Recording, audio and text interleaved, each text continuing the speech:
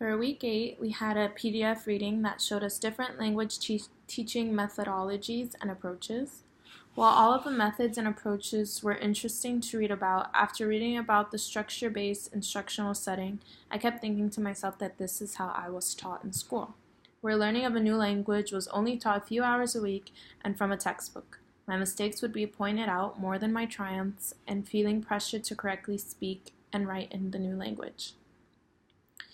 In Unit 9 of Authors in the Classroom, it's about developing relationships and how, as humans, we are naturally social beings.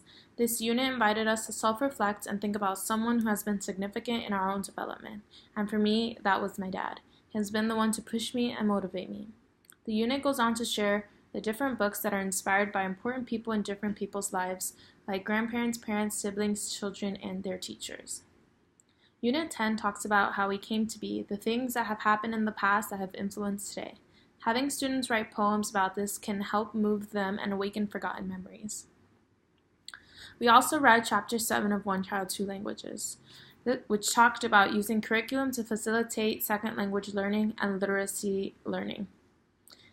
The National Association for the Education of Young Children concluded that early childhood classrooms that serve second language learning children need to come up with ways of including home language use in the classroom and ways for second language learners to begin the process of language and literacy development of their new language.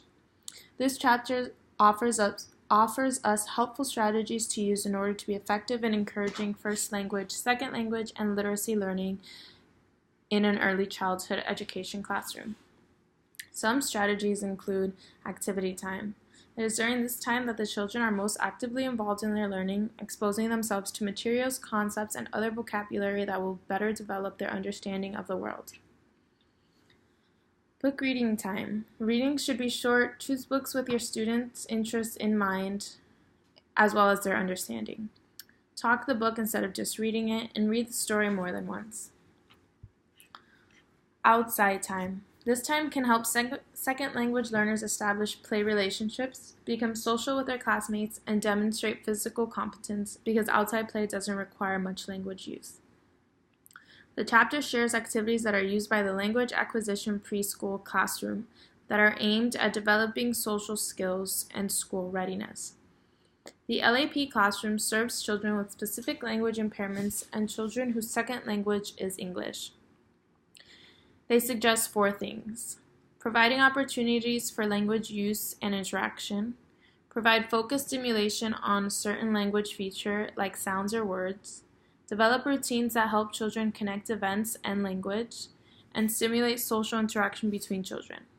By encouraging students to engage in these useful and purposeful interactions, second language learning children can increase their progress rate.